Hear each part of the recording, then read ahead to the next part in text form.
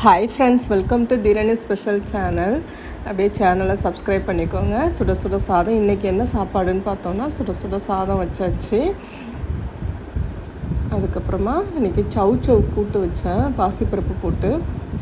ரொம்ப நாளாச்சு இது வச்சு அப்படின்னு சொல்லிட்டு நான்வெஜ் அது செஞ்சு 2 நாள் நான்வெஜ் செஞ்சோமா. ஸோ அதனால் இன்றைக்கி வெஜிடேரியனாக பண்ணிடலாமே அப்படின்னு சொல்லிட்டு சவு இருந்துச்சு, அதை கூட்டு வச்சுருக்கேன். அடுத்து அவரைக்காய் பொரியல், இதுவும் டேஸ்ட்டாக இருக்கும். அவரைக்காய் நல்லா நைஸாக கட் பண்ணிவிட்டு அதில் பருப்பு இருந்தாலும் நம்ம அதில் ஆட் பண்ணிக்கலாம். போட்டுட்டு தேங்காய் துருவி போட்டு நம்ம சூப்பராக ரெடி பண்ணியிருக்கோம்.